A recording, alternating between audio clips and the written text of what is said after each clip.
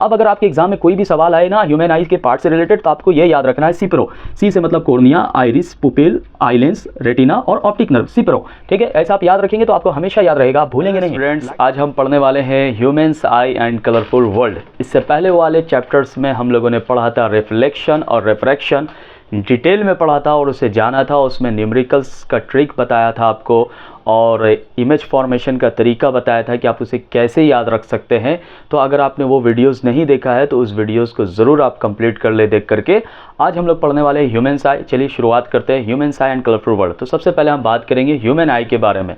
तो देखिए, ह्यूमन आई का डायग्राम से रिलेटेड बनाने का और उसका पार्ट्स जो है फंक्शन एग्ज़ाम में आ भी सकता है, लेकिन ये MCQs वगैरह पूछता है ज़्यादातर।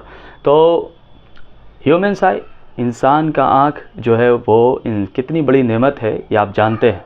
गॉड ने जो हमें आँखें दी हैं, वो अगर हमारी आँखें सलामत हो तो हम ये पूरी कलरफुल वर्ल्ड को अच्छी तरीके से देख सकते हैं और एक्सपीरियंसेस कर सकते हैं।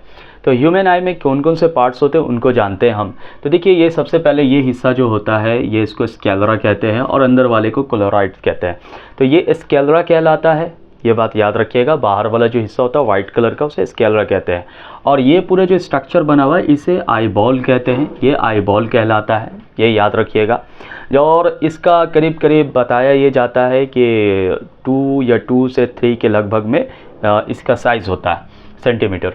तो सबसे पहले शुरुआत करते हैं कॉर्निया से। तो कॉर्निया क्या होता है, व्हाट इज़ कॉर्निया? पहला हिस्सा ये जो आप देख रहे हैं ना, ये आँख, ये जो हमारा आई है, ये जो आई है ना, इस आई के ऊपर जो बल्ज थोड़ा सा उभरा हुआ दिखता है, इसके ऊपर एक ट्रांसपेरेंट मेम्ब्रेन होता है, बल्जिंग मेम्ब्रेन होता है, ट्रांसपेरेंट मेम्ब्रेन होता है, जिसे हम कॉर्निया कहते हैं।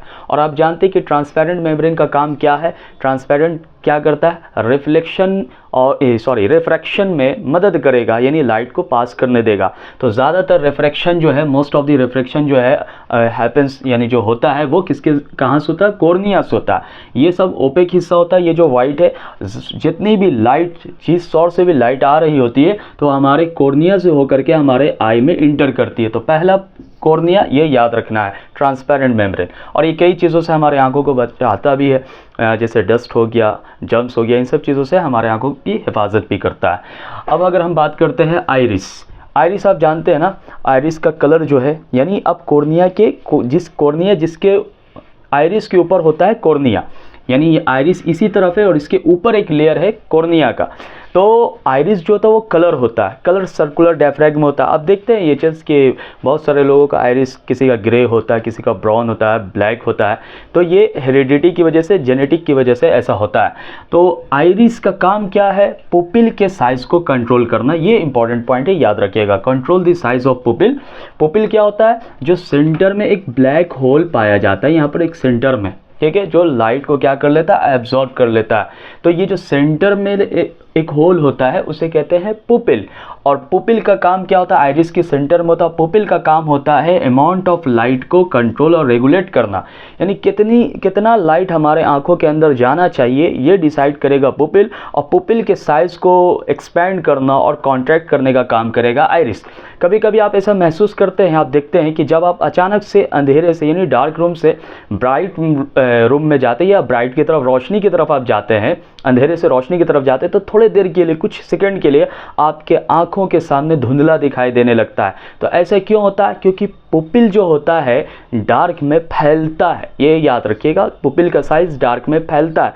तो फैलने की वजह से, क्योंकि डार्क में हमें ज़्यादा लाइट चाहिए किसी चीज़ को देखने के लिए, तो अंधेरे में, तो वो पुपिल का साइज बढ़ता है डार्क में। और जैसे ही हम ब्राइट में जाते हैं ना, तो ज़्यादा रोशनी हमारे आंखों के अंदर ना जाए, तो पुपिल अपने साइज़ को कम करता है। और इसको कम करने में कौन मदद करता है? आइरिस। तो उसकी वजह से उस दरमियान में वो क्या होता है कि हम जब एडजस्ट होता है हमारा पुपिल, तो हमें थोड़ी देर के लिए धुंधला दिखाई देता है, तो इस ब्लड इमेज नज़र आता है। तो ये भी याद रखना है स्टूडेंट्स के आइरिस पुपिल के साइज को कंट्रोल करता है और पुपिल का काम है अमाउंट ऑफ लाइट को कंट्रोल करना। ये पॉइंट्स MCQ में आपके एग्जाम में पूछे जा सकते हैं।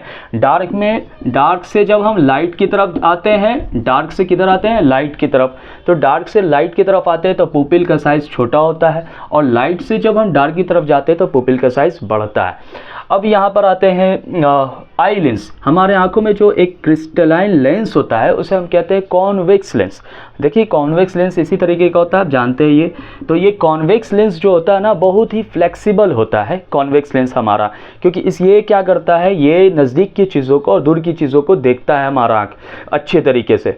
तो हमारा लेंस कभी पतला होता है, थीन होता है, कभी थिक होता है, मोटा होता है, अपने साइज़ को घटाता है, बढ़ाता है। तो ये हमारे आई लेंस की खूबी होती है। और ये हमारा आई यानी कॉन्वेक्स लेंस जो है वो इमेज जो बनाता है वो कैसा बनाता है, रियल और इन्वर्टेड इमेज बनाता है। फोकल लेंथ इसका फ्लेक्सिबल होता है, ये बात याद रखना है। और सिलियरी मसल्स की बात करते हैं हम, आई लेंस कैसा इमेज बनाता है, रियल और इन्वर्टेड। यानी हमारे आँख में जब लाइट जाता है, लाइट जब जाती है हमारे आँखों के अंदर, तो वो जब लेंस से हो करके इस तरीके से गुजरता और ये फिर डायरेक्टली फोकस करता है रेटिना पर। तो इसको मदद करने में इस लेंस को जो होल्ड किया हुआ रहता है, ये हमारा आई लेंस हो गया, this is the eye lens, ये पुपिल हो गया, ये पुपिल हो गया, और इसके ऊपर कॉर्निया हुआ, और कॉर्निया के नीचे क्या होता है, आइरिस होता है, ठीक है।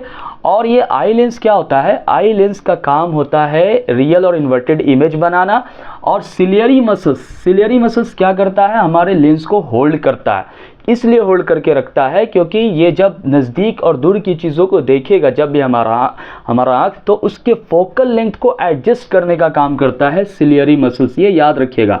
और इसी की वजह से जब इंसान जैसे जैसे अपने उम्र की तरफ बढ़ता है, यानी जब उसकी उम्र ज़्यादा होते जाती है, तो ये सिलियरी मसल्स कमज़ोर होता है और इंसान को देखने में प्रॉब्लम होता है, जिसे हम प्रेसबायोपिया कहते हैं, डिफेक्ट्स में आप आगे पढ़ेंगे। और ये सिलियरी मसल्स का काम हो गया। रेटिना क्या करता है, रेटिना पर इमेज बनता है, रेटिना एक स्क्रीन का काम करता है। ये जो आप देख रहे हैं ना, यहाँ पे पूरा लाइट जो है फॉल्स करेगा इस स्क्रीन पर, तो ये जो है ये पूरा का पूरा स्क्रीन ये रेटिना होता है। दरअसल रेटिना क्या करता है, इमेज बनाता है। कैसा, रियल और इन्वर्टेड इमेज बनता है रेटिना पर। रेटिना पर कैसा इमेज बनता है, रेटिना पे बनता है रियल और इन्वर्टेड इमेज बनता है, उल्टा इमेज बनता है किसी भी चीज़ का। लेकिन हमारा दिमाग परसेप्ट करता है, उसको इंटरप्रेट करता है उन चीज़ों को सीधा। याद रखिएगा ये चीज़। रेटिना के अंदर लाइट सेंसिटिव सेल्स होते हैं, जिसे फोटो सेंसिटिव सेल्स भी कहते हैं। तो ये लाइट सेंसिटिव सेल्स होते हैं, इस लाइट सेंसिटिव का नाम होता है रोड्स और कोन। तो जैसे आपको कभी ये एहसास होता है ना कि जैसे शाम हो गया, रात हो गया, इन चीज़ों का, या रोशनी कम है, रोशनी ज़्यादा है, तो इन चीज़ों का जो एहसास होता है आपको, वो इन लाइट सेंसिटिव सेल्स के ज़रिए होता है। यानी रोड्स या कोन सेल आप कह सकते हैं, रोड सेल या कोन सेल।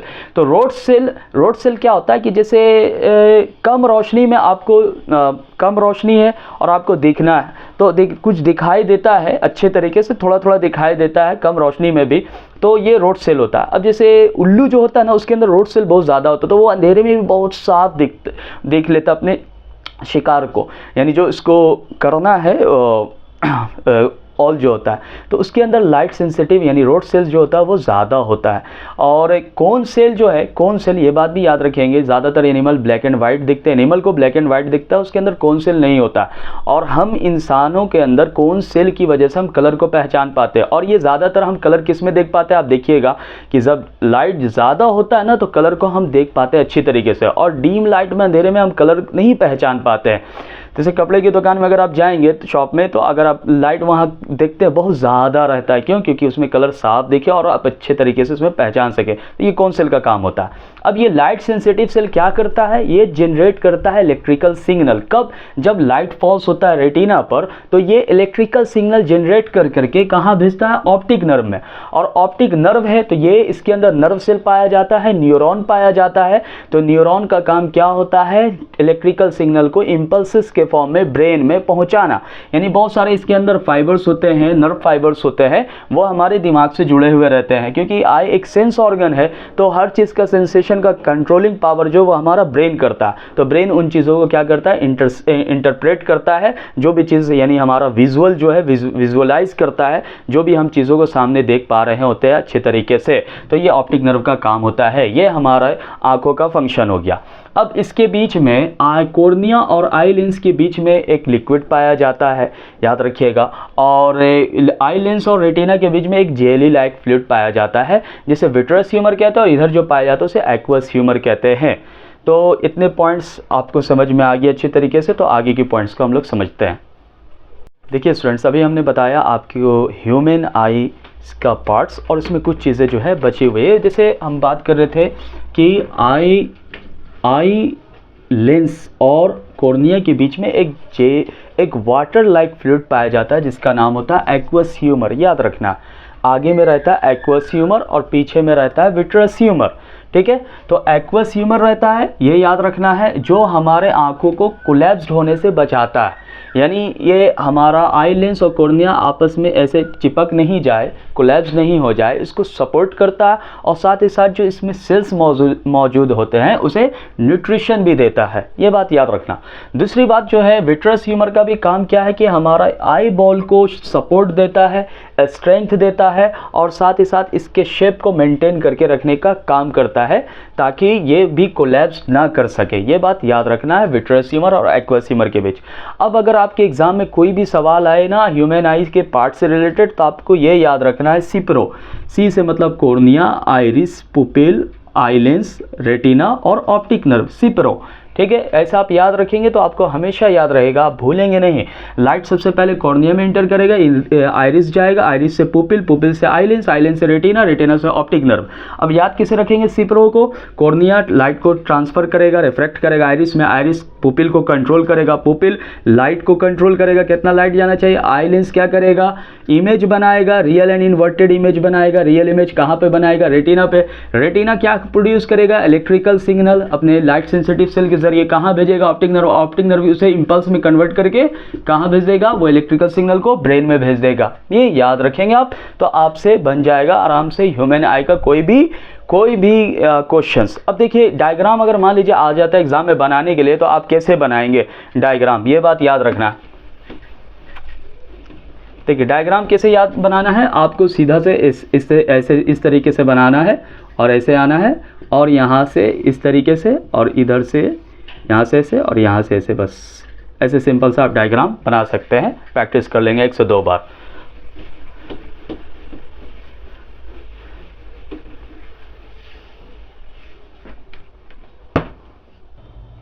देखो बच्चों, यहाँ पर क्वेश्चन है 2, MCQ में पूछा गया है सवाल। देखिए, the lens system of human I forms an image. Eye lens एक इमेज बनाता है on A light sensitive screen. Light sensitive screen किस पे इमेज बनाता है? हमारा आँख, आपको पता है किस पे बनाता है? Cornea, ciliary muscles, optic nerve, retina. Retina पर बनाता है। किस पे बनाता है? रेटिना पर, अल्टेना पे नहीं, याद रखना, रेटिना पे बनाता है। और दूसरा question, in human I the part which allow light. Light को कौन अलाउ करता है हमारे आंखों में?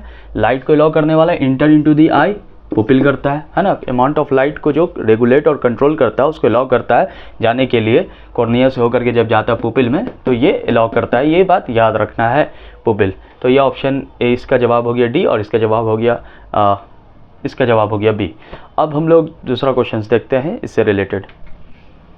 देखिए, अब ये सवाल है 2019, 2018, 2015, 2014 में इस तरीके से का क्वेश्चन पूछा जा चुका था। पहले का क्वेश्चन है ये कि state the function of each of the following parts of the human eye. Cornea, iris, pupil, retina, इन सब के बारे में बताना है कि ये इन सब का फंक्शन क्या होता है। तो इस तरह के क्वेश्चन 2 मार्क्स में पूछे जा सकते हैं, आई के किसी पार्ट्स का भी फंक्शन, और ज़्यादातर चांसेस है कि MCQ वगैरह में आपके एग्जाम में पूछे जाएंगे।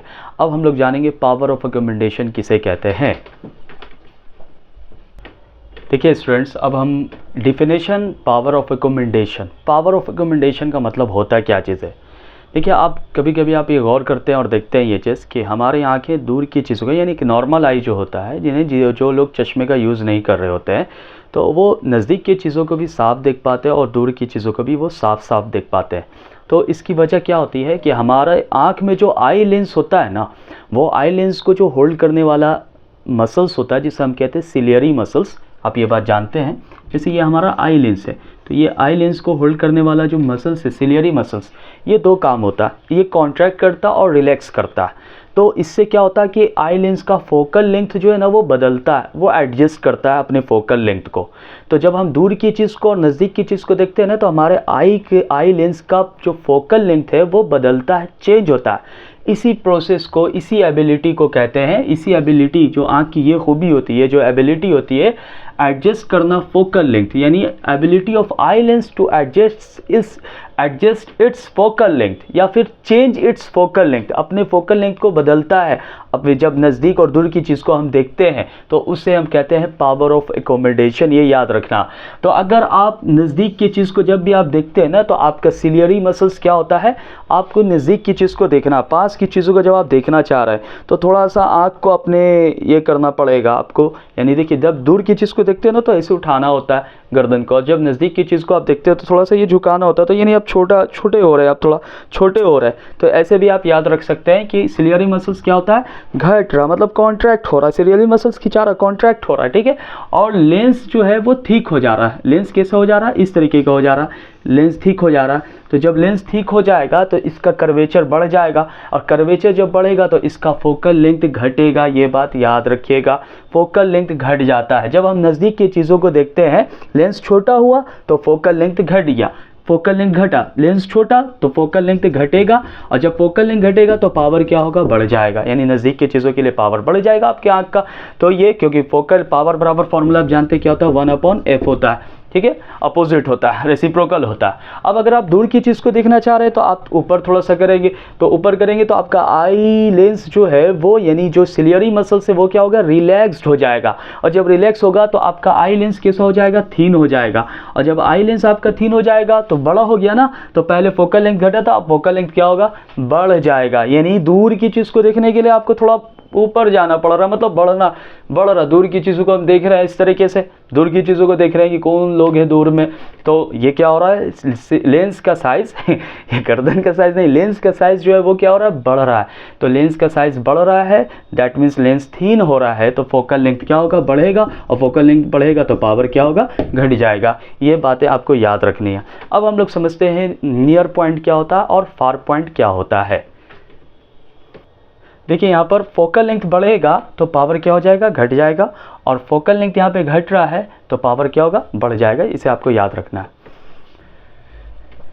देखिए बच्चों, अब हम लोग जानेंगे कि नियर पॉइंट और फार पॉइंट क्या है। नियर पॉइंट जैसे नज़दीक की चीज़ें, कभी कभी आप गौर करते हैं कि जब आप बहुत ज़्यादा करीब में किसी चीज़ को आँख के करीब में लाते हैं तो आपकी आँखों में दर्द होना शुरू हो जाता है। ऐसा क्यों होता है?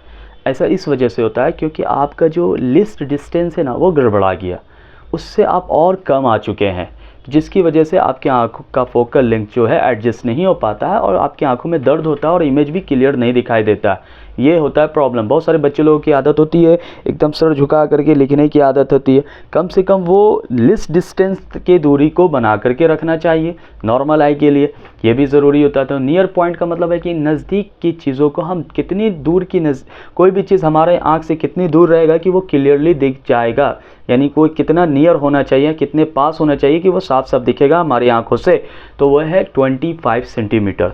यहाँ पे लिखा the minimum distance from I which an object can be seen clearly. साफ साफ दिख सकते हैं, किसी भी साफ कोई भी ऑब्जेक्ट दिखाई दे सकता है हमें जब हमारी आंखें 25 सेंटीमीटर 25 सेंटीमीटर से वो ऑब्जेक्ट का डिस्टेंस होगा हमारी आंखों से। ये याद रखिएगा for normal eye 25 centimetre. Near point को least distance of distinct vision भी कहते हैं। तो ये क्वेश्चन आपके एमसीक्यू में पूछा जा सकता है कि नियर पॉइंट हमारे आंखों का क्या होता है, या least distance of distinct vision क्या होता है। तो याद रखना 25 सेंटीमीटर या 0.25 मीटर। और फार पॉइंट क्या होता है, फार पॉइंट कितनी दूर की चीज़ों को आप देख सकते हैं। अगर आप चश्मे का यूज़ नहीं करते हैं, आप नॉर्मल आई है, तो आप कितने दूर की चीज़ों को देखेंगे। तो जाहिर सी बात है आप जहाँ तक आसमान पर नज़र अगर उठाएंगे, आप देखेंगे ऊपर की तरफ, तो आपकी आंखें स्टार्स को देख रहे हो, इन्फिनाइट जहाँ तक आपकी नज़र जा सकती है वहाँ तक आप आराम से देख सकते हैं क्लियरली। तो नॉर्मल आई के लिए क्या होता है, इन्फिनाइट होता है। याद रखना ये चीज़, यानी दूर की चीज़ों को आप देख पा रहे हैं, कितनी दूर की चीज़ों को, तो इन्फिनाइट इसका जवाब है। इसको मेजर स्टार्स दिखते हैं ना हमें, वहाँ स्टार्स का मेजरमेंट थोड़ी कोई कर पाता है कि वो हमारे अर्थ से कितनी दूर है ना। लेकिन फिर भी देखिए वो जो लाइट ईयर्स में भी है, फिर भी वो हमें नज़र आ जाते हैं, हमारे नेक्ड आई से हम देख लेते हैं उन्हें आसानी से नॉर्मल आई। तो वो क्या है, इन्फिनाइट, उसका जवाब या सन ले लीजिए। तो ये इस तरीके का मतलब इसे हम कहते हैं फार पॉइंट कहते हैं, और ये से हम क्या कहते हैं, नियर पॉइंट कहते हैं। अब हम लोग डिफेक्ट्स ऑफ विज़न के बारे में समझने की कोशिश करेंगे, जानेंगे डिफेक्ट्स ऑफ विज़न कि हमारे आंखों में कितने तरह के डिफेक्ट्स होते हैं, और इससे सवाल बिल्कुल आने के चांसेस है। पिछले साल भी आए थे, क्वेश्चंस पूछे गया था, और इससे भी। तो अलग अलग डिफेक्ट्स को हम लोग समझने की कोशिश करेंगे।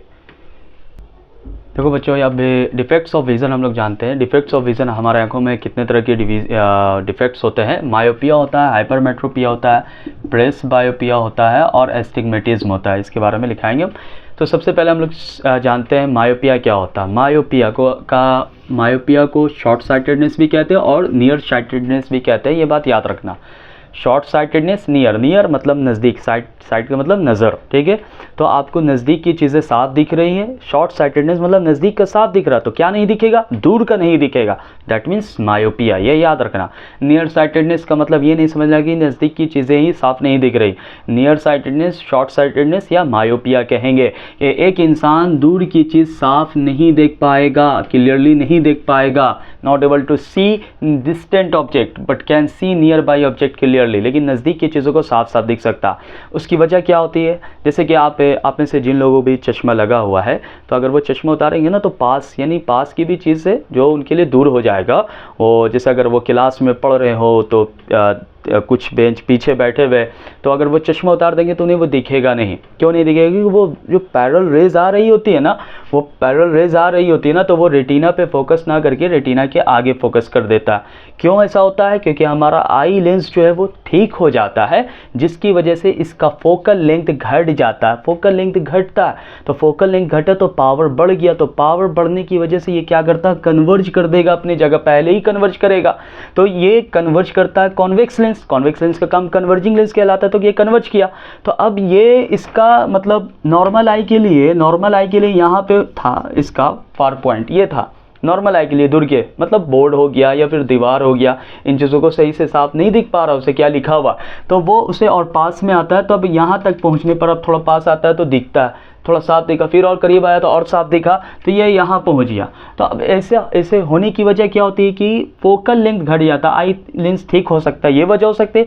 या फिर जो ये आई बॉल है ना, आई बॉल का साइज़ जो है ये बढ़ जाता है, ये बढ़ जाता है। तो बढ़ने की वजह से मान लीजिए अगर नॉर्मल आई है हमारा, तो इसका ये नॉर्मल आई का आई बॉल है, तो अब ये बढ़ा, तो रेटिना पहले यहाँ था, अब रेटिना यहाँ से यहाँ पहुँच गया। तो जब रेटिना यहाँ से यहाँ पीछे पहुँच गया रेटिना, तो रेटिना पीछे बन गया, तो इमेज पहले ही बन जा रहा है। तो ये कॉजेज़ याद रखना है आपको। तो इलोंगेशन ऑफ आई बॉल, ये कॉजेज़ याद रखना। आई बॉल का साइज़ बढ़ गया, तो जिसकी वजह से इमेज आगे बन रहा है, इन फ्रंट ऑफ रेटिना, यानी image formed in front of retina, retina के सामने बन रहा है, पहले बन जा रहा है इमेज। और फोकल लेंथ क्या हो गया, घट गया। फोकल लेंथ क्या हुआ, घटा। तो फोकल लेंथ घट जाता, क्यों घट जाता, ये बात समझ में आया ना कि पैरेलल रेज आ रहा है, तो इसको पहले कन्वर्ज कर दिया। फोकल लेंथ घटेगा तो पावर क्या हो जाएगा, लेंस का बढ़ जाएगा, ठीक होगा, बताया था इससे पहले वाला, तो ठीक हो जाएगा। तो ये पहले कन्वर्ज कर दिया। तो इसे ठीक करने के लिए अब हमें क्या करना है कि ये जो यहाँ पर इसे यहाँ पर बैठ जाए, तो ये साफ साफ इसको दिखे। तो इसके लिए क्या करते हैं, डॉक्टर क्या प्रिस्क्राइब करते हैं, जब वो डॉक्टर के पास जाता है, चेक कराता है, डॉक्टर उसे पढ़ने के लिए देता है, तो वो नहीं पढ़ पाता, तो डॉक्टर उसे एक लेंस देता है, एक चश्मा देता है। वो दरअसल होता है कॉनकेव लेंस, यानी आप में से ज़्यादातर बच्चों को जो भी लेंस लगा रहता है ना, स्टूडेंट्स को, वो ज़्यादातर कॉनकेव लेंस, उन्हें दूर के दिखने में प्रॉब्लम होता है। और वो कैसा होता है, उनका पावर कैसा होता है, नेगेटिव।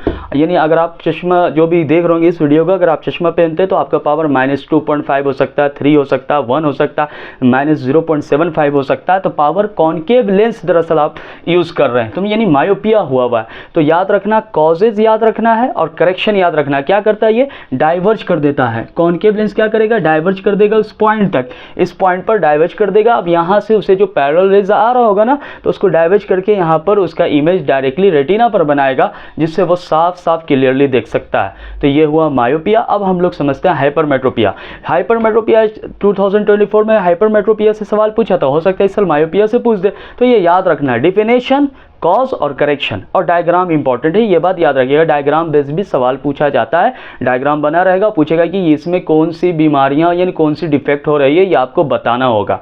तो अब हम लोग हाइपरमेट्रोपिया समझते हैं। देखिए बच्चों, अब हम आते हैं हाइपरमेट्रोपिया के बारे में। हाइपरमेट्रोपिया किसे कहते हैं, हाइपरमेट्रोपिया का दो नाम है, याद रखना, लॉन्ग साइटेडनेस और फार साइटेडनेस। लॉन्ग मतलब दूर का दिखेगा, तो मतलब कौन सा नहीं दिख रहा, नज़दीक का नहीं दिख रहा।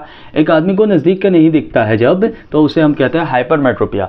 अब बच्चे लोगों को ज़्यादातर हाइपरमेट्रोपिया कम होने का चांसेस होता है, बड़े लोगों को ज़्यादातर होता है। घर में जो आपके बड़े होते हैं, यानी जो 40 से ज़्यादा होते हैं, उनको हाइपरमेट्रोपिया होता है, रीडिंग ग्लास लगता है उन्हें पढ़ने में और कुछ देखने में सुई धागा ये सब करने में जो है बहुत प्रॉब्लम होता है। तो इस तरह में जो चश्मा डॉक्टर लिखता है ना वो दरअसल कॉन्वेक्स लेंस लिखता है। तो अब ये कैसे होता है, इसका रीज़न क्या है? इसका रीज़न ये है, कॉजेस क्या है कि जब पास में चीज़ होती है ना तो उसका नियर पॉइंट और करीब आ जाता है, तो उसकी वजह से वो दिख नहीं पाता है। यानी आई लेंस जो है ना वो पतला हो जाता है, जिससे क्या होता है कि ये पीछे यानी रेटिना पे नहीं बल्कि और पीछे चला जाता है, यानी इसका फोकल लेंथ बढ़ जाता है। थिन लेंस होने की वजह से फोकल लेंथ बढ़ जाता है। या फिर दूसरा वजह ये भी हो सकता है कि आई बॉल का साइज़ बहुत ही छोटा यानी टू स्मॉल बहुत ही छोटा हो जाता है, आई बॉल का साइज़ घट जाता है। यानी नॉर्मली जो रहना चाहिए आई बॉल का साइज़ घट गया, तो घटने की वजह से ये इमेज जो है वो रेटिना यहाँ पर चला आया, तो रेटिना के पीछे बन रहा है। अब ये यहाँ पर आ गया, मतलब इमेज नहीं बन रहा, धुंधला बन ही नहीं पाएगा। रेटिना पे जब तक फोकस नहीं करेगा तो दिखाई देगा नहीं, दिखाई देगा। तो यहाँ पर है रेटिना, तो अब इसको फोकस यहाँ पे करना, तो इसको फोकस करने के लिए ये पॉइंट्स था, इस पॉइंट से यहाँ तक आ गया ये नॉर्मल पॉइंट। अब नॉर्मल पॉइंट को ये करने के लिए डॉक्टर क्या करता है, क्या करेक्शन करवाता है, कॉन्वेक्स लेंस का इस्तेमाल करवाता है। कॉन्वेक्स लेंस रखा और ये क्या करता है, इसे रे गया, ये पूरा दोनों मिल करके कन्वर्ज कर दिया डायरेक्टली रेटिना पर, और ये डायरेक्टली इस चीज़ को आसानी से हम लोग मतलब जिन लोगों को प्रॉब्लम होता है वो आसानी से देख पाते हैं। तो ऐसे प्रॉब्लम्स को कहते हैं हाइपरमेट्रोपिया। आप याद रखेंगे बड़े आसान तरीके से, क्यों किसे कहते हैं, कॉजेज याद रखना, करेक्शन याद रखना, डायग्राम याद रखना। या तो लेंस पतला होने की वजह से फोकल लेंथ बढ़ जाता है, मायोपिया में फोकल लेंथ घट जाता है। आई बॉल का साइज मायोपिया में बढ़ जाता है, इसमें आई बॉल का साइज क्या होता है, घट जाता है। आई बॉल का साइज घटेगा तो ये कन्वर्ज कहाँ पर करेगा, पीछे, रेटिना के पीछे, यानी इमेज जो फॉर्म्ड होगा वो बिहाइंड द रेटिना के पीछे इमेज बन रहा होगा। और जब आई बॉल का साइज बढ़ेगा तो रेटिना के सामने बनेगा। अब रेटिना पे कन्वर्ज कराना होगा तो मायोपिया में कॉनकेव लेंस और इसमें कॉन्वेक्स लेंस, जिसका पावर कैसा नेचर का होता है, पॉजिटिव नेचर का होता है। पॉजिटिव में होता है जो चश्मा लगता है जिन लोगों को भी, बड़े लोगों को। या अब हाइपरमेट्रोपिया हो गया। अब हम लोग समझेंगे प्रेस बायोपिया। देखिए स्टूडेंट्स, अब आते हैं हम लोग प्रेस बायोपिया पर। प्रेस बायोपिया क्या होता है, ये ओल्ड एज प्रॉब्लम है। क्यों होता है प्रेस बायोपिया, क्योंकि जैसे जैसे जब उम्र बढ़ता है तो जाहिर सी बात है बॉडी के अंदर बहुत सारी चीज़ों में कमी आने लगती है, यानी बहुत सारे मसल्स कमज़ोर होने लगते हैं। तो इसमें एक सिलियरी मसल्स जो हमारे लेंस को होल्ड करता है वो वीक होने लगता है, और साथ ही साथ ये सिलियरी मसल्स का वीक होना और लेंस की फ्लेक्सिबिलिटी ऑफ लेंस जो है वो भी क्या हो जाता है, लेस हो जाता है। यानी दोनों में से कोई भी चीज़ हो सकता है, या तो लेंस की फ्लेक्सिबिलिटी लेंस है, यानी अब वो ना थिन हो रहा है ना थिक हो रहा, तो थिन और थिक नहीं होता है, तो ना थिन हो पा रहा ना थिक हो पा रहा, तो क्या होगा प्रॉब्लम। जनरली एनसीईआरटी में जब आप पढ़ेंगे तो आपको नियर बाई ऑब्जेक्ट लिखा हुआ रहेगा, लेकिन जब एक इंसान को प्रेस बायोपिया होता है ना तो वो दोनों तरह की बीमारियों में सफर्ड हो जाता है, दोनों तरह के डिफेक्ट में, हाइपरमेट्रोपिया और मायोपिया दोनों में। यानी ना उसको दूर का साफ दिखता है, नज़दीक का साफ नहीं दिखने की वजह से, और दूर भी उसे नहीं दिखाई देने लगता है। तो जब भी प्रेस बायोपिया लिखना होगा तो दोनों लिखना, मायोपिया और हाइपरमेट्रोपिया दोनों में सफर्ड होता है। तो आप जानते हैं मायोपिया के लिए कॉनकेव लेंस और हाइपरमेट्रोपिया के लिए कॉन्वेक्स लेंस। तो प्रेस बायोपिया के लिए बाईफोकल लेंस का इस्तेमाल करते हैं, या इसे बाईपोलर लेंस भी कहते हैं, ये भी याद रखना, बाईपोलर लेंस भी कहते हैं। बाईफोकल लेंस या बाईपोलर लेंस कैसा होता है, देखना घर में बड़े लोगों को ऐसे चश्मा लगा रहता है, ये होता है कॉनकेव साइड होता है और ये कॉन्वेक्स साइड होता है। कॉन्वेक्स जब पेपर पढ़ेंगे तो वो ऐसे कर करके नाक के पास लेकर के आ जाएंगे ऐसे करके, और ऐसे ऊपर की तरफ देखना होगा तो कॉनकेव साइड और ये कॉन्वेक्स साइड, ये पास की चीज़ और ये दूर की चीज़ है देखने के लिए। अब एक इंसान को बुढ़ापे में ज़्यादातर दिखेगा, अब कैटरेक्ट हो जाता है, या 50 साल के करीब में भी हो जाता है कैटरेक्ट, यानी मोतियाबिंद जिसे कहते हैं। इसमें लेंस क्या होता है, ओपेक हो जाता है। ओपेक होने की वजह क्या है, लेंस के ऊपर एक लेयर आ जाता है, लेंस हो जाता बन जाता है मिल्की और क्लॉडी बन जाता है। तो मिल्की और क्लॉडी बन जाने की वजह से उसकी लाइट उससे अच्छी तरीके से रिफ्रैक्ट नहीं कर पाता है, जिसकी वजह से इंसान सही तौर से उसे कुछ दिखाई नहीं देता, या तो पार्शियल या तो कंप्लीट विजन जो है वो उसका लॉस हो जाता है, पूरी तरीके से नहीं दिखाई देता इंसान को। तो डॉक्टर के पास जब जाते लोग दिखाने के लिए तो कैटरेक्ट का क्या करवाया जाता है, ऑपरेशन करवाया जाता है, लेंस का ट्रांसप्लांट होता है, उसमें लेंस लगाया जाता है, प्लास्टिक का लेंस होता है, डॉक्टर प्रिस्क्राइब करता है, तो उस कैटरेक्ट सर्जरी से ठीक होता है। तो ये हो गया डिफेक्ट्स ऑफ विजन। और एक और डिफेक्ट होता है जिसे एस्टिग्मेटिज्म कहते हैं, ये हायर क्लास में पढ़ना है, एस्टिग्मेटिज्म। तो इसमें क्या होता है, एस्टिग्मेटिज्म में कोई भी चीज़ वर्टिकल और हॉरिजॉन्टल चीज़ें ऐसे दिखाई देती है, यानी एक चीज़ ऐसे है तो ये इधर से और ये इधर से और ये इधर से और ये इधर से दिखाई देती है। तो इसको ठीक करने के लिए सिलेंड्रिकल लेंस का इस्तेमाल किया जाता है। तो ये आपके सिलेबस में नहीं है, ये कैटरैक्ट था। तो अब इस पर हम लोग देखते हैं कि प्रीवियस ईयर्स में डिफेक्ट्स ऑफ विजन में किस तरह के क्वेश्चंस पूछे गए हैं, न्यूमेरिकल्स वगैरह इस पे आते हैं या नहीं आते हैं, इस तरह के क्वेश्चंस हम लोग देखते हैं और उसके बाद फिर डिस्पर्शन पढ़ाएंगे आपको। देखिए स्टूडेंट्स, यहाँ पर क्वेश्चन हमसे पूछा है CBSE 2020 में। अब ये डायग्राम देख करके आप समझ जाएंगे ना कि इसमें क्या रहा है कि observe the flowing diagram, answer the flowing question, identify the defects of vision. अब बताइए, देखिए रेटिना के सामने जब बनता है, रेटिना के सामने जब बनता है तो वो कौन सा होता है, दूर से आ रहा है रे, दूर से भी रे आ रहा है पैरेलल और पहले कन्वर्ज कर गया यहाँ पर, तो कौन सा ये डिफेक्ट्स होता है, मायोपिया। जी बिल्कुल सही, मायोपिया होता है। तो इसका जवाब हो गया मायोपिया। कॉजेज आप बता सकते हैं क्या होगा, कॉजेज क्या होगा, आईबॉल का साइज़ क्या होता है, आईबॉल का साइज़ जो है बढ़ जाता है या घट जाता है, आईबॉल का साइज़ बढ़ जाता है जिसकी वजह से फोकल लेंथ घट जाता है।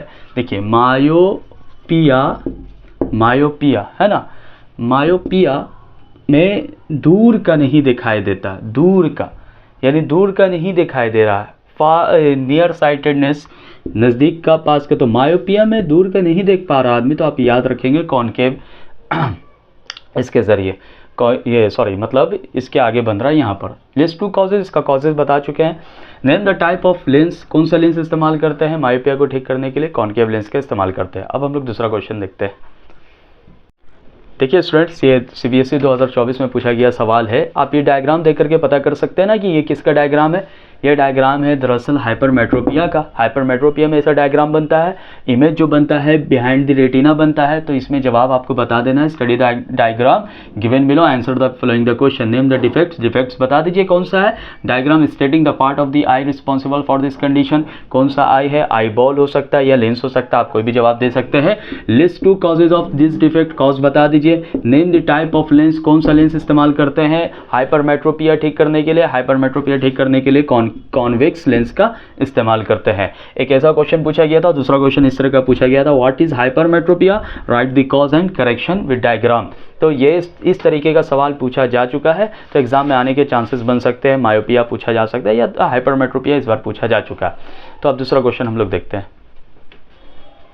देखिए स्टूडेंट्स, अब यहाँ पर CBSE 2023 और CBSE 2020 का क्वेश्चन है 2023 का। It is observe that the power of an eye to see nearby object as well as far objects diminishes with as.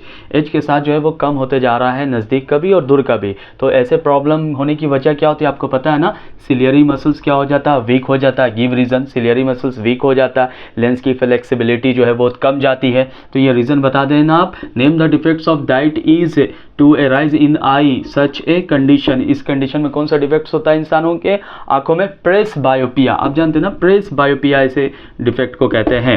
तो ये क्लियर हो गया। अब नेक्स्ट क्वेश्चन देखिए, ये सवाल है CBSE 2020 में MCQ टाइप क्वेश्चन है। Person suffering from cataract, cataract में आई लेंस क्या होता है, ओपेक हो जाता है। ये बात तो आप जानते हैं, कैटरैक्ट में आई लेंस कैसा हो जाता है, ओपेक हो जाता है। अब हम लोग प्रिज्म में यानी डिस्पर्सन ऑफ लाइट शुरू करने जा रहे हैं। देखिए स्टूडेंट्स, रिफ्रैक्शन थ्रू प्रिज्म, अब ये समझने की कोशिश करेंगे हम लोग। प्रिज्म आप जानते हैं ना कैसा होता है। प्रिज्म जो है ट्रायंगुलर शेप होता है, ट्रायंगुलर रेक्टेंगुलर, दो ट्रायंगल, एक सामने से एक बैक में, दो ट्रायंगल होता है और रेक्टेंगल एक बेस में होता है और एक इस साइड और एक इस साइड रेक्टेंगल होता है। तो 3D फिगर आप प्रिज्म का देखेंगे तो उसी तरीके का दिखेगा। ये ट्रांसपेरेंट मटेरियल का बना होता है, ग्लास प्रिज्म होता है, आर पार इससे लाइट होगा। तो जब लाइट इससे पार होगा तो कौन सा फिनोमेना होता है, ये इसको आपको समझना है। तो ये यहाँ पर जो एंगल बना उसे एंगल ऑफ प्रिज्म कहते हैं। अब इसमें रिफ्रैक्शन कैसे होता है उसको ज़रा समझने की कोशिश कीजिएगा अच्छी तरीके से। प्रिज्म के अंदर रिफ्रैक्शन कैसे होता है, देखिए सबसे पहले होता है ये चीज़ है रिफ्रैक्शन थ्रू प्रिज्म। ये प्रिज्म हो गया, ये इंसिडेंट लाइट है, लाइट इंसिडेंट किया प्रिज्म पर। तो हम यहाँ पर क्या बनाएंगे, नॉर्मल बनाएंगे। सबसे पहले याद रखना है, सबसे पहले नॉर्मल बना दिया। एक नॉर्मल बनाया जब हमने, जब नॉर्मल बनाया तो नॉर्मल और इंसिडेंट रे के बीच जो एंगल होता है उसे हम कौन सा एंगल कहते हैं, एंगल ऑफ इंसिडेंस, एंगल आई बना। अब ये एंगल आई बना ना, तो अब ये जो है नॉर्मल क्या करेगा, देखिए ये रेयरर मीडियम है और ये डेंसर मीडियम है, हवा से गिलास में जा रहा है। तो हमेशा रे जो है वो नॉर्मल की तरफ मुड़ता है। तो इसमें रे क्या होगा, बेंड करेगा, रे बेंड करेगा। प्रिज्म में जो रे बेंड करेगा वो प्रिज्म के बेस के, इसके पैरेलल बेंड कर जाएगा। फिर उसके बाद यहाँ पर हम फिर से दोबारा नॉर्मल बनाएंगे। जब यहाँ पर हम दोबारा नॉर्मल बनाएंगे यहाँ पर, तो ये हमारा दोबारा नॉर्मल बनेगा, तो यहाँ पर एंगल ऑफ रिफ्रैक्शन होगा, एंगल आर हो गया। जब यहाँ पर हम दोबारा नॉर्मल बनाया तो अब रे ये बाहर निकलेगा, तो जब ये रे बाहर निकलेगा तो ये अवे फ्रॉम दी नॉर्मल हो जाएगा, तो ये ऐसे हो जाएगा। तो इस रे को हम लोग इमरजेंट रे कहते हैं, this is called emergent ray, इसे हम लोग इमरजेंट रे कहते हैं। और यहाँ पे जो एंगल बनेगा वो एंगल क्या कहलाएगा, एंगल ऑफ इमरजेंस कहलाएगा, एंगल ई कहलाएगा। तो एंगल आई, एंगल आर, और ये हुआ एंगल ऑफ प्रिज्म। अब इसमें क्या होता है रिफ्रैक्शन में, ये इंसिडेंट रे को तो जाना चाहिए था सीधा स्ट्रेट, ठीक है, लेकिन ये क्या हुआ, बेंड हो गया ये रे। तो कितना बेंड हुआ, तो ये इस जो इमरजेंट रे है इसको पीछे लेकर के जाएंगे, तो जितने एंगल पे बेंड हुआ ना, यानी ये भटक गया, ये ठीक है डिविएट कर गया, तो ये डेल बनाएंगे जिसे हम डी भी कह सकते हैं, तो ये कहलाएगा एंगल ऑफ डिविएशन। तो ए का मतलब क्या हुआ, एंगल ऑफ प्रिज्म हुआ, angle of prism, A means angle of prism. Angle I का मतलब क्या हुआ, angle of reflection, angle of incidence, angle of incidence. और एंगल आर का मतलब क्या हुआ, angle of refraction, angle of refraction. और एंगल डी या फिर डेल क्या है, तो ये हुआ angle of deviation, angle of deviation. ये रिफ्रैक्शन थ्रू प्रिज्म याद रखना है आपको। ये डायग्राम बड़ा आसान सा डायग्राम है, बस एक बार लेकर गए इंसिडेंट के, ये पैरेलल टू बेस हो जाएगा, बेस प्रिज्म के। और उसके बाद फिर क्या होगा, एंगल आई बनेगा, यहाँ पर ई बनेगा, और यहाँ पर इसको बैक लेकर के जाएंगे, इसको सीधा लेकर के जाना, क्योंकि सीधा जाना चाहिए था, लेकिन ये क्या हुआ, बेंड हुआ। तो कितना बेंड हुआ, तो इसको बैक लेकर के जाएंगे, तो ये बन जाएगा रिफ्रैक्शन थ्रू प्रिज्म हो गया। अब आगे देखते हैं हम लोग। देखिए स्टूडेंट, अब आते हैं हम लोग डिस्पर्सन, एक ऐसा फेनोमेना जिसकी वजह से कुछ फेनोमेना हमारे नेचर में होते हैं, नेचुरल फेनोमेना। तो डिस्पर्सन होता है क्या, आप लोग जानते हैं कि जो वाइट लाइट होता है वो 7 कलर का मिक्सचर होता है, 7 कलर का, ये बात आप पहले से जानते हैं। वाइट लाइट जो है वो 7 कलर का मिक्सचर होता है, और उस 7 कलर का मिक्सचर जब वाइट लाइट किसी प्रिज्म से पास होता है, ये बात याद रखना है। एक प्रिज्म लिया आपने और ये वाइट लाइट गया, ये वाइट लाइट जब किसी प्रिज्म से पास होगा तो ये दरअसल अलग अलग कलर में बढ़ जाएगा,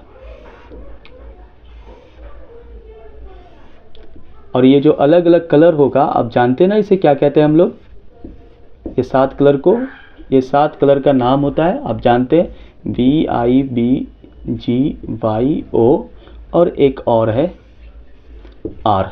तो ये रे को तो जाना चाहिए था ऐसे सीधा, लेकिन ये हो गया इतना डिविएट कर गया, तो ये बना विबग्योर। तो ये स्क्रीन पे जो बनता है ये 7 कलर, इसको कहते हैं स्पेक्ट्रम। ये क्या कहलाता है, स्पेक्ट्रम, याद रखिएगा। बैंड ऑफ 7 कलर जो है वो क्या कहलाएगा, स्पेक्ट्रम, यानी विबग्योर को हम क्या कहेंगे, स्पेक्ट्रम कहेंगे, विबग्योर को याद रखना है। तो ये अलग अलग डिविएशन हुआ सब का एंगल। तो डिस्पर्सन होने की वजह क्या है, तो प्रिज्म जो है ना हर कलर को अलग अलग एंगल पर डिविएट करता है, क्योंकि जब प्रिज्म में गिलास में जाता है तो हर कलर का स्पीड जो है ना वो डिफरेंट हो जाता है, और वो अलग अलग स्पीड से वो अलग अलग एंगल पर डिविएट करता है, तो जिसकी वजह से डिस्पर्सन होता है, ये बात याद रखिएगा। तो अगर हम बात करें कि इसमें सबसे ज़्यादा जो है, सबसे ज़्यादा और सबसे कम, ठीक है, तो यहाँ पर ये हमारा एंगल ऑफ डिविएशन हुआ, इधर एंगल ऑफ डिविएशन। तो अगर हम बात करेंगे तो सबसे ज़्यादा वायलेट डिविएट करता है, यानी मोस्ट डिविएशन जो सबसे ज़्यादा होगा, मोस्ट डिविएट जो करेगा वो कौन सा होगा, वायलेट कलर, याद रखिएगा। और लिस्ट डिविएशन जो होगा वो सबसे कम जो डिविएट करेगा वो रेड कलर, क्योंकि रेड कलर का वेवलेंथ जो है ज़्यादा होता है, रेड कलर का वेवलेंथ ज़्यादा होता है, ये भी एक वजह है, याद रखिएगा। और वायलेट कलर का वेवलेंथ कम होता है, ये भी एक वजह है। तो ये इसकी वजह से भी स्पीड डिपेंड करता है वेवलेंथ पर, वेलोसिटी डिपेंड करता है वेवलेंथ पर, तो इसकी वजह से भी अलग अलग डिविएशन होता है। तो ये दरअसल इस वजह से सबसे याद रखना, सबसे ज़्यादा रेड कलर डिविएट कम करता है रेड कलर, और सबसे ज़्यादा वायलेट करता है 7 कलर में। ये पॉइंट्स याद रखना है। अब आगे के पॉइंट्स को समझते हैं। देखिए अब आ रहे हैं हम लोग रिकॉम्बिनेशन ऑफ वाइट लाइट। ये भी क्वेश्चंस पूछे जाते हैं कि अगर किसी भी प्रिज्म से जब एक बार वाइट लाइट जाता है तो वो स्प्लिट हो जाता है 7 अलग अलग कलर में, तो फिर से उसको वाइट लाइट लाया जा सकता है, तो बिल्कुल लाया जा सकता है। ये कैसे होता है, तो सबसे पहले ये बात जान लें आप, उस टाइम फिगर थोड़ा सा ये हो गया था, आप ये पहले बात जान लीजिए कि जब डिस्पर्सन होता है तो इसमें एक कलर दो कलर सबसे ज़्यादा डिविएट होता है। ये एक कलर सबसे ज़्यादा डिविएट होता है वायलेट, और कम डिविएट होता है रेड। ये हुआ आपका, दिस इज इंसिडेंट रे, इसको ऐसे जाना चाहिए था। ये एंगल ऑफ डिविएशन, ये इतना एंगल पे, तो सबसे ज़्यादा डिविएशन होता है वायलेट का और सबसे कम डिविएशन होता है रेड का। ये पॉइंट आप हमेशा याद रखेंगे। अब हम यहाँ पर बात कर रहे हैं रिकॉम्बिनेशन की। तो रिकॉम्बिनेशन कब होता है? जब दो प्रिज्म आप लेते हैं, दो प्रिज्म आप लेंगे, एक प्रिज्म इन्वर्टेड लेना होगा आपको। जब आप एक प्रिज्म इन्वर्टेड लेते हैं तो ये इससे क्या होता है, वाइट लाइट जब जाता है तो ये इसमें ये हो गया रेड हो गया, ये रेड कलर हो गया, और ये वायलेट हो गया। रेड और वायलेट ले रहे हैं, 7 कलर नहीं बनाएंगे डायरेक्ट, बस 2 कलर लेंगे। और यहाँ से ये दोनों को, ये यहाँ से थोड़ा ऐसे और ये यहाँ से ऐसे, इसको मिला देना है आपको। ये रिकम्बाइन हो जाएगा और यहाँ से ये सीधा वाइट लाइट निकल जाएगा। तो यही है रिकॉम्बिनेशन का प्रोसेस। ऐसे एग्जाम में पूछा जाएगा, सवाल याद रखिएगा। तो एक इन्वर्टेड प्रिज्म लेना है और आपको इस तरीके से प्रिज्म लेना है। तो इन्वर्टेड लेंगे, उल्टा ले लेंगे प्रिज्म को। तो इस तरीके से जब डिविएशन होगा, मतलब डिस्पर्सन होगा, तो डिस्पर्सन होने के बाद फिर रिकम्बाइन करेगा दोनों। रिकम्बाइन होने के बाद फिर से वाइट लाइट ये निकल जाएगा प्रिज्म से, यानी बाहर जो लाइट निकलेगा वो वाइट लाइट निकलेगा। तो 2 प्रिज्म का इस्तेमाल आप करेंगे रिकॉम्बिनेशन ऑफ वाइट लाइट में। अब आगे का पॉइंट समझने की कोशिश करते हैं। देखिए स्टूडेंट्स, अभी हमने कहा था कि आगे का पॉइंट्स बिल्कुल समझेंगे। डिस्पर्सन से एक फिनोमेना होता है रेनबो के बारे में समझेंगे। उससे पहले क्वेश्चन देख ले। देखिए सीबीएसई 2023, 2024 और 2024 में पूछा गया क्वेश्चन क्या है, how can the coloured component of white light be recombined after a prism has separated them, draw level diagram to justify your answer. अभी जो जस्ट बताया रिकॉम्बिनेशन का प्रोसेस, बिल्कुल वो आप बनाएंगे डायग्राम और उसको शो कर देंगे तो हो जाएगा आपका आंसर। 24 में क्या पूछा था, what is the dispersion of white light. Dispersion क्या होता है, स्टेट इट्स कॉज बताए, डायग्राम बताए, show the dispersion of beam light of a glass prism. अभी जो बताया था हमने, बस उसको आप लिख देंगे तो आराम से आपको नंबर मिल जाएगा। फिर 2024 में क्या पूछा था, ये MCQ का क्वेश्चन है, in the flowing diagram showing the dispersion of white light by a glass prism the colour P and Q। तो नीचे कौन सा होता है, वायलेट होता है, और ऊपर कौन होता है, रेड होता है। कम सबसे डिविएशन किसका हुआ, रेड का। सबसे ज़्यादा डिविएशन किसका होता है, वायलेट का होता है। तो अब हम लोग समझेंगे रेनबो का फॉर्मेशन कैसे होता है। देखिए स्टूडेंट्स, अब हम लोग समझेंगे फॉर्मेशन ऑफ रेनबो। तो सबसे पहले क्या होना चाहिए, एटमॉस्फेयर में वाटर ड्रॉपलेट रहना चाहिए। और वो वाटर ड्रॉपलेट्स जो है वो किसका काम करेगा, ग्लास प्रिज्म का काम करेगा। ये बात याद रखना है, ग्लास प्रिज्म का। तो एक हमने वाटर ड्रॉपलेट लिया, ठीक है। यहाँ से सन है और सन से लाइट आ रहा है। यहाँ लाइट जब आया सन से तो सबसे पहले ये कलर में बांटेगा, ठीक है। ये कलर में बटेगा, ये याद रखना। ये सन से रे आया, इसका डायग्राम आप देखना एनसीईआरटी में बना हुआ है, बड़ा अच्छे तरीके से, आसान तरीके से समझ जाइए। ये आपका हुआ रेड और ये आपका हुआ वायलेट, ठीक है। रेड और वायलेट, तो यहाँ पर रेड और वायलेट है, तो ये बाहर नहीं जाएगा, ये मिरर का काम करेगा। तो यहाँ पर पहले हो गया डिस्पर्सन, याद रखेंगे, ये रिफ्रैक्शन भी इसको आप कह सकते हैं। और यहाँ पे होगा इंटरनल रिफ्लेक्शन, याद रखना, इंटरनल रिफ्लेक्शन। और इंटरनल रिफ्लेक्शन के बाद ये दोबारा जो है वो यहाँ इस तरफ रिफ्लेक्ट होकर के आएगा और ये फिर बाहर निकल जाएगा। तो ये बैक में जब देखेंगे तो इस तरफ खूबसूरत सा रेनबो जो है वो नज़र आएगा हमें, ठीक है। तो ये यहाँ पे से देखने वाले को पता चलेगा कि ये रेनबो इस तरफ बना हुआ। और रेनबो हमेशा जब इंसान जो भी खड़ा हुआ रहेगा ना, इंसान उसके बैक में, सन जो रहेगा उसके बैक में रहेगा। ये बात याद रखना, बैकवर्ड रहेगा यानी पीछे की तरफ रहेगा, याद रखना। फॉरवर्ड में नहीं, सामने में सन नहीं होगा बल्कि पीछे होगा। पीछे सन होगा, लाइट आएगा, रिफ्लेक्ट करेगा वहाँ से ग्लास प्रिज्म से, और वो कहाँ, हमारी आंखों में फिर आएगा, वो हमारा आंख उसे सेंस करेगा और हमें नज़र आएगा रेनबो। तो इसमें 3 स्टेप होता है, याद रखिएगा। रेनबो के फॉर्मेशन में डिस्पर्सन याद रखना है, इंटरनल रिफ्लेक्शन और रिफ्रैक्शन। तो ये 3 प्रोसेस होता है, याद रखिएगा। रेनबो के फॉर्मेशन में ये 3 पॉइंट हर हाल में आपको मेंशन करना है। तो ये रेनबो का फॉर्मेशन होगा। अब हम लोग क्वेश्चन देखते हैं। देखिए स्टूडेंट्स, अब यहाँ पर क्वेश्चन है 2023 में सवाल क्या पूछा गया था, dry level diagram to show the dispersion of beam of light. Dispersion of beam of light आप दिखा देंगे, बता चुके जो डिस्पर्सन का प्रोसेस उसको बता देना। फॉर्मेशन ऑफ रेनबो, रेनबो जो फॉर्मेशन होता है उसमें क्या क्या प्रोसेस होता है उसे बता देना, बस आसान सा सवाल है। 2024 का क्वेश्चन देखिए क्या, the rainbow is a natural, ये असर्शन और रीजन बेस्ड क्वेश्चन है। असर्शन और रीजन, देखिए असर्शन रीजन क्या, rainbow is a natural spectrum of sunlight in the sky, बिल्कुल सही है, नेचुरल फिनोमेना होता है। बी में क्या, rainbow is formed in the sky when sun is overhead, आदमी है और इसके ऊपर में सन रहेगा तभी रेनबो फॉर्मेशन होगा। क्या, water droplets are also present in air, क्या ये पॉसिबल है रेनबो फॉर्मेशन होने के लिए? रेनबो फॉर्मेशन के लिए सन कहाँ रहना चाहिए, बैक में रहना चाहिए हमेशा। तो पहला ऑप्शन ये है कि असर्शन रीजन दोनों सही, reason is the correct explanation of assertion, तो ये तो होगा नहीं। ए असर्शन रीजन दोनों सही, are reason not the correct explanation of assertion, तो ये भी गलत हो गया, ये भी नहीं हुआ। Assertion is true but reason is false, तो ये आपका जवाब हुआ। क्लियर। अब देखिए सीबीएसई 2024 में क्या पूछा था, phenomena of light is involve in the formation of rainbow. Rainbow के लिए क्या क्या होता है, रेनबो के लिए रिफ्रैक्शन, रिफ्लेक्शन, डिस्पर्सन, बहुत सटीक लगा देगा ये नहीं। रिफ्लेक्शन कौन सा reflection, internal reflection, refraction, dispersion and internal reflection. Internal reflection, ये बात याद रखना है, सी और डी नहीं होगा, रिफ्लेक्शन, डिस्पर्सन, इंटरनल रिफ्लेक्शन आ रहा है, रिफ्रैक्शन, डिस्पर्सन, स्कैटरिंग इस तरीके से आ रहा था, ये वाला में भी रिफ्लेक्शन और फिर इंटरनल रिफ्लेक्शन, तो इस वजह से नहीं होगा। बिल्कुल आसान तरीके से आप समझ सकते हैं। अब हम लोग पढ़ने जा रहे हैं एटमॉस्फेरिक रिफ्रैक्शन, उसके बाद स्कैटरिंग पढ़ेंगे, चैप्टर को कंप्लीट करेंगे। अब हम लोग पढ़ने जा रहे हैं एटमॉस्फेरिक रिफ्रैक्शन। एटमॉस्फेरिक रिफ्रैक्शन क्या होता है, आप जानते हैं कि हमारा अर्थ जो है एटमॉस्फेयर से घिरा हुआ है। एटमॉस्फेयर किसे कहते हैं, ब्लैंकेट ऑफ एयर को कहते हैं, यानी पूरी चारों तरफ हवा है, और जैसे जैसे हम ऊपर जाते हैं ना, हवा का डेंसिटी वैसे वैसे कम होते जाता है, फिर आदमी कहाँ पहुँच जाता है, वैक्यूम में पहुँच जाता है। यानी जब एटमॉस्फेयर से निकल जाएगा तो वैक्यूम में पहुँच जाएगा, तो एयर की डेंसिटी जो है कम होते जाएगी, तो जैसे जैसे पास आएंगी डेंसिटी बढ़ता जाएगा। मतलब ये है रेयरर मीडियम और ये है डेंसर मीडियम। तो जब लाइट रेयरर मीडियम से डेंसर मीडियम में आता है तो लाइट बेंड होता है, तो इस बेंडिंग होने की वजह से क्या होता है, कोई चीज़ जो अपने एक्चुअल पोजीशन पे रहता है वो नज़र नहीं आता, वो अपीयरेंट हो जाता है, यही बात होता है। तो देखिए इसमें क्या होता है, सबसे पहले refraction due to atmosphere, atmosphere की वजह से जो रिफ्रैक्शन होगा उसे हम लोग कहते हैं एटमॉस्फेरिक रिफ्रैक्शन। पहला पॉइंट है अपीयरेंट पोजीशन ऑफ स्टार, ठीक है।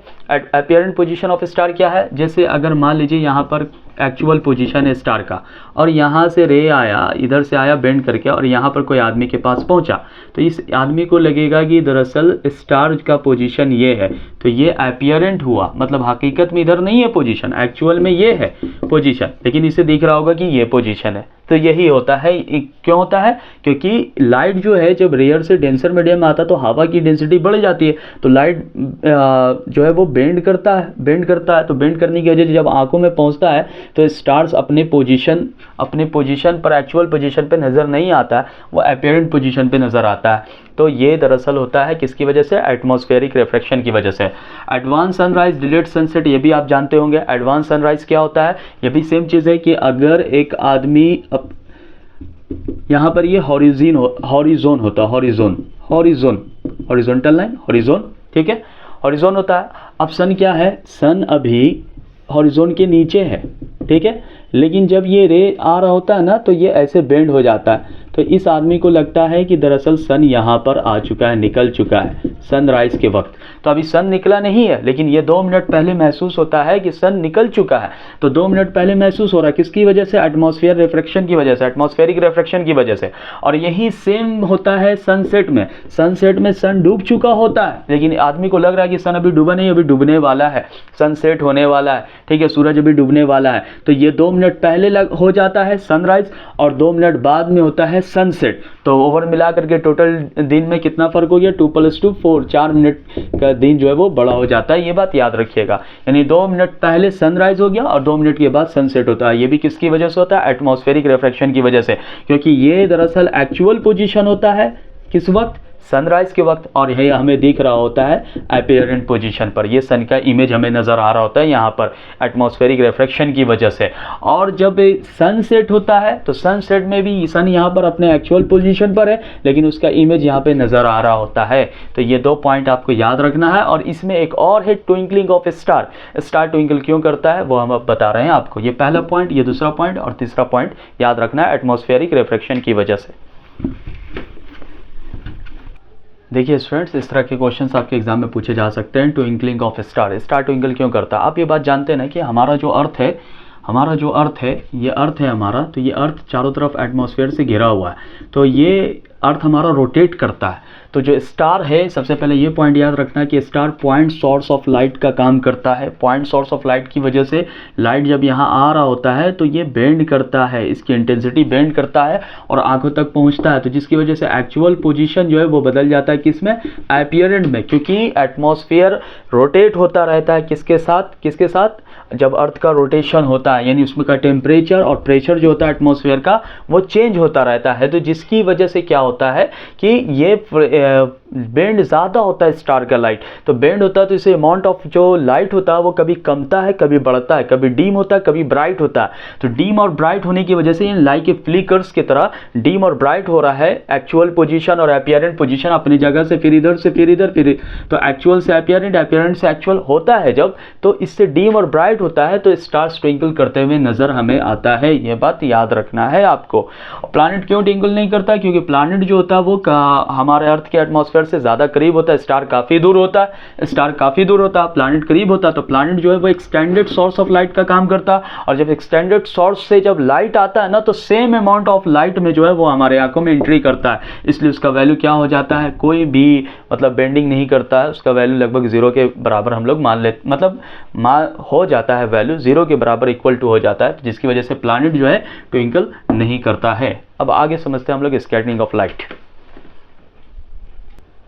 देखिए स्टूडेंट्स, इसमें स्कैटरिंग ऑफ लाइट में आपने क्लास में पढ़ा होगा, बहुत अच्छे से डिटेल में बताया था हमने, बस अभी इन शॉर्ट में आपको समझा रहे हैं। स्कैटरिंग होने की वजह क्या होता है, हमारे एटमॉस्फेयर में बहुत सारे पार्टिकल्स होते हैं, डस्ट पार्टिकल्स होते हैं, स्मोक के पार्टिकल्स होते हैं, ठीक है, गैसियस पार्टिकल्स होते हैं। तो गैसियस पार्टिकल क्या करते हैं, जो वेवलेंथ होते हैं उसको एब्जॉर्ब कर लेते हैं, और कुछ पार्टिकल्स जो है वो एब्जॉर्ब नहीं कर पाते, वो उसको रिफ्लेक्ट कर देते हैं। तो जो रिफ्लेक्ट कर देते हैं ना, वो पूरे लाइट को फैला देते हैं ना, तो स्कैटरिंग उसी को कहते हैं, दैट इज कॉल्ड स्कैटरिंग। तो अभी हम बात कर रहे हैं टिंडल इफेक्ट। इससे सवाल आता है टिंडल इफेक्ट से कि टिंडल इफेक्ट होता है क्या। तो सबसे पहले ये जान लें कि स्कैटरिंग ऑफ लाइट जो होता है वो किसी भी पार्टिकल से होगा, वो टकराएगा, रास्ते में कोई पार्टिकल आ गया, उसे टकरा करके वो स्कैटरिंग हो जाएगा, वो उसको एब्जॉर्ब करेगा, फिर उसको स्कैटर कर देगा। तो phenomena of scattering of light by colloidal particles. अब कोलाइडल क्या होता है, हेट्रोजेनस मिक्सचर होता है, स्मोक, डस्ट, मिल्क, ये सब चीज़ क्या कहलाता है, कोलाइडल पार्टिकल्स। तो जब इन कोलाइडल पार्टिकल्स से जब लाइट गुजारा जाएगा ना, पास हो गया, जैसे आपने मिल्क ले लिया, तो मिल्क से जब आप लाइट गुजारेंगे ना तो उसका पाथ विजिबल होगा। तो जब पाथ विजिबल होगा तो उस इफेक्ट को कहते हैं टिंडल इफेक्ट। जॉन टिंडल एक साइंटिस्ट था, उसने बताया था टिंडल इफेक्ट। अब यहाँ पर ये चीज़ है, ये बात याद रखिएगा, the path of a beam of light is passing through a true solution is not visible, but in colloidal solution colloids are big enough to scatter to beam of light to passing through it and makes path visible. तो जिसमें path visible होगा, true में नहीं होता, colloidal में होता, तो उसी प्रोसेस को हम कहते हैं टिंडल इफेक्ट।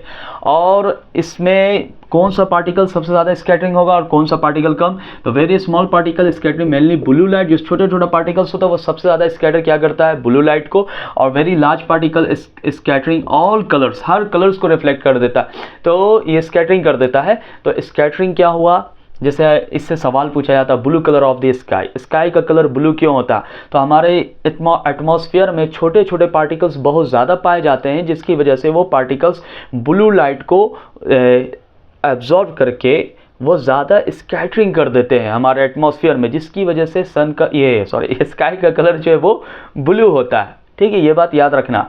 और अगर एटमॉस्फेयर ना हो, एटमॉस्फेयर नहीं हो और एटमॉस्फेयर में पार्टिकल्स नहीं होगा, तो आसमान कैसा दिखेगा, वो ब्लैक दिखेगा। जैसे मून पे से जाएंगे तो मून पे एटमॉस्फेयर नहीं है, तो वो आसमान, स्काई जो है वो किस तरह का दिखेगा, डार्क दिखेगा। ये बात याद रखना है। एस्ट्रोनॉट्स को डार्क दिखता है, क्यों, क्योंकि वहाँ स्कैटरिंग नहीं हो पाता है, क्योंकि एटमॉस्फेयर नहीं है, पार्टिकल्स मौजूद नहीं है, इस वजह से ये पॉइंट्स याद रखिएगा स्कैटरिंग ऑफ लाइट से। दूसरा आप देखते हैं कि सनराइज और सनसेट के वक्त में भी आप देखा होगा कि सन का कलर काफ़ी रेडिश होता है। तो ये सब सवाल तो आप पूछेगा नहीं एग्जाम में, लेकिन ये सब जान लीजिए सभी कॉजेज है किसका, स्कैटरिंग ऑफ लाइट का। तो इसको डिटेल में टिंडल इफेक्ट सबसे इंपॉर्टेंट पॉइंट है, याद रखना है। ब्लू कलर ऑफ स्काई क्यों होता है ये इसे याद रखना है। और दूसरा जो है आसमान का कलर अगर जहाँ एटमॉस्फेयर मौजूद जैसे मून पर कैसा दिखेगा आप उस सारे पॉइंट्स को याद रखेंगे। तो ये चैप्टर्स में अब कुछ क्वेश्चंस जो है वो देख लेते हैं हम, उसके बाद ये टॉपिक कंप्लीट करते हैं। देखिए स्टूडेंट्स, यहाँ पे CBSE 2024 में पूछा गया रीज़न बताना, red colour selected for danger signal. Red का इस्तेमाल डेंजर सिग्नल के लिए क्यों होता है? क्योंकि जो स्मोक होता है, जो पार्टिकल्स होता है, रेड का वेवलेंथ ज़्यादा होता है। तो वेवलेंथ ज़्यादा होने की वजह से ये स्कैटरिंग जो है वो पूरा ज़्यादा नहीं हो पाता इसका, तो इसलिए दूर से दिखाई दे सकता है आसानी से। रेड कलर का इस्तेमाल होता है। Sky appears dark in space बता चुके हैं क्यों, क्योंकि स्काई का असल में वो डार्क ही है, क्योंकि स्काई ब्लू नज़र नहीं होता, नज़र नहीं आता है। नज़र आने की वजह क्या है? एटमॉस्फेयर स्कैटरिंग होता है, पार्टिकल्स मौजूद होता है तब। तो उनमें पार्टिकल्स मौजूद नहीं होता है, तो स्पेस में कोई भी पार्टिकल्स नहीं होता, इस वजह से स्काई कैसा दिखता है? डार्क दिखता है। The time differences between actual sunset and appearing sunset about 2 minutes बता चुके हैं रीज़न आपको। तो आपका लाइट पूरी तरीके से कंप्लीट हुआ। आपको वीडियोस अगर अच्छा लगा बच्चों तो इसे ज़रूर लाइक करना, कमेंट करना और दूसरे तक ज़रूर शेयर करना। और इसके बाद जो हम पढ़ाने जाएंगे वो इलेक्ट्रिसिटी चैप्टर्स आपको पढ़ाएंगे डिटेल में, और अच्छा न्यूमेरिकल्स और ट्रिक्स वगैरह उसमें सिखाएंगे। थैंक यू सो मच बच्चों।